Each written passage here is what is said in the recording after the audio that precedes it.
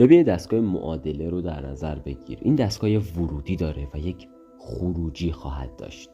این ورودی تو همون چیزیه که تو انتخاب میکنی و توی این دستگاه میریزی و خروجی تو دقیقاً همون چیزیه که ورودی تو هست.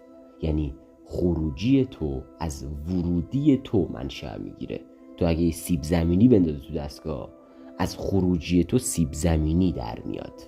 اگه یک گوشت بندازی تو دستگاه، از خروجی تو بازم گوشت در میاد، حالا یا به شکل دیگه.